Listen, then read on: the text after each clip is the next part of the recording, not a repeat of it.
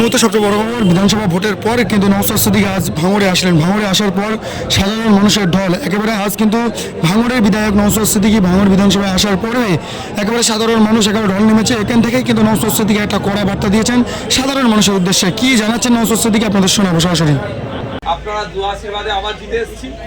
আগামী 5 বছর এখান থেকে পরিষেবা পাবেন, আপনার বুথে বুথে চলে যাবেন। তবে একটা কথা বলে যায়, গত রাত্রে বড় ভাইজান সব নেতৃত্বদের ডেকেছিল ভাঙড়ের, যেটা বলেছে আপনাদের বলে দিচ্ছি, কে তৃণমূল, কে সিপিএম, কে আইএসএফ, কে কংগ্রেস দেখার দরকার নেই, একটানা হিংসা হয়। যদি কেউ হিংসা করে তাকে দল থেকে বহিষ্কার করা হবে। আমাদের ভাঙড়ের মানুষ শান্তির জন্য আমরা পক্ষে।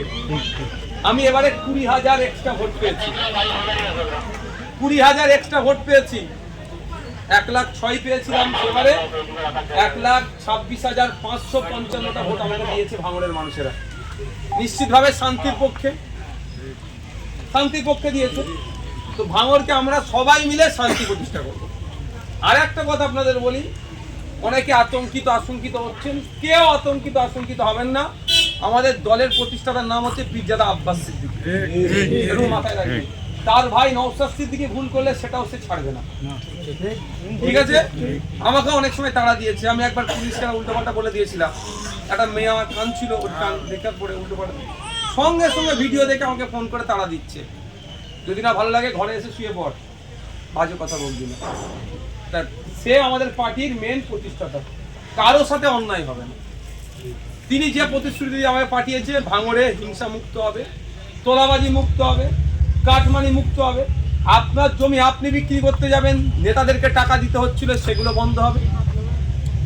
সেগুলো সহ্য করে আমার পার্টির ছেলেরা চলবে। যদি মনে করে এটাতে অসহ্য হচ্ছে, তারও টাটা বাই বাই হয়ে যাবে। এতটাও জোরে গলায় কথা বলছি। সুতরাং আপনার নিশ্চিন্তে থাকুন, কে আসছে যাচ্ছে, কে নওশাদ ভাইজানের সাথে ছবি তুলেছে, ওতে ভেঙে পড়বেন না। আমার সাথে লাখো মানুষ ছবি তুলে, এমনও মানুষ ছবি তুলে বলে, দাদা আমি কিন্তু বিজেপির লোক। এমনও মানুষ আছে বলে, আপনাকে পছন্দ লাগে একটা ছবি তুললো প্রথমে, তারপর বলছে দাদা আমি কিন্তু বিজেপির অমুক নেতা। আমি তো কিছু পরোয়া করি না, মন জানে পাপ আর মা জানে বাপ। আমি সব মানুষের জন্য কাজ করতে এসেছি। সুতরাং আমার সাথে কার ছবি উঠেছে, আতঙ্কিত হবেন না। কে ডিসিশন নেবে ভাঙড়ের মানুষেরা। ঠিক, ভাঙড়ের মানুষের মতামতের বাইরে একটাও কাজ হবে না, এবার বলে যাচ্ছে আপনাদের, জোর গলায় বলছে। এটা ভাঙড়ের মানুষের মতামতের ভিত্তিতে কাজ হবে। যে সুযোগটা দ্বিতীয়বারের জন্য আমাকে দিয়েছেন, সেই সুযোগটা আমি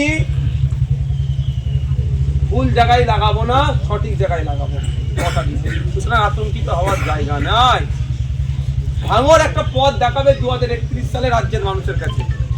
সেটা শুধু নওশাদ সিদ্দিকী একার দ্বারাই সম্ভব নয়, আইএসএফ পার্টির একার দ্বারাই সম্ভব নয়, প্রত্যেকটা ভাঙড়ের মানুষকে সাথে নিয়ে করা সম্ভব।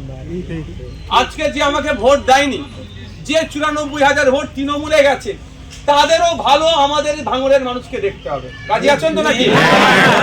যে 30,000 ভোট বিজেপিতে গেছে, তাদেরও ভালো আমরা একত্রিত হয়ে ভাঙড়ের মানুষরা দেখবো।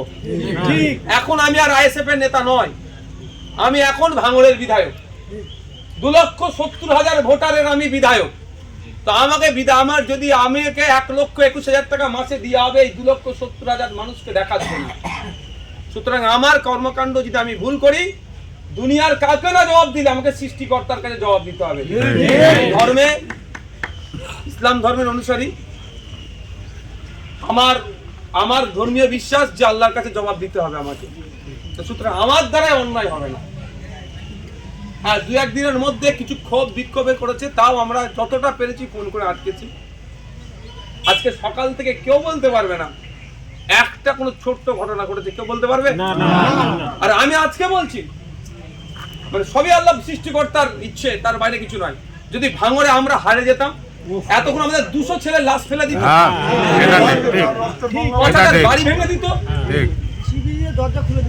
জেসিবি নিয়ে বাড়ি ভাঙচুর করতো।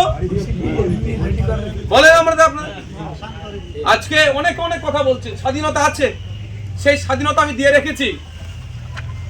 আমাকে অনেকে জানাচ্ছে, আমি আমার ফোন নাম্বার, নিজের পার্সোনাল ফোন নাম্বার দিয়ে দিয়েছি, যদি কারোর সাথে অন্যায় হয় ফোন করো।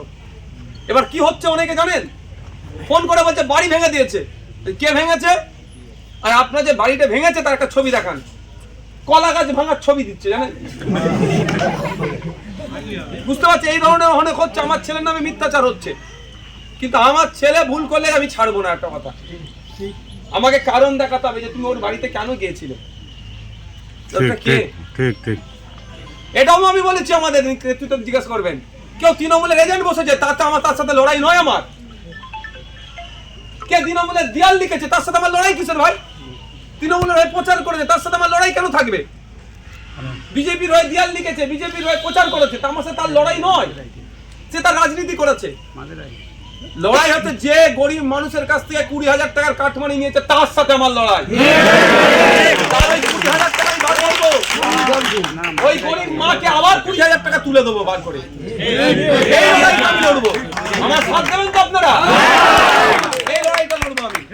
কেউ তৃণমূলের হয়ে এজেন্ট বসেছে বলে তার বিরুদ্ধে আমি লড়তে যাবো না, তার ভালো লেগেছে বসেছে,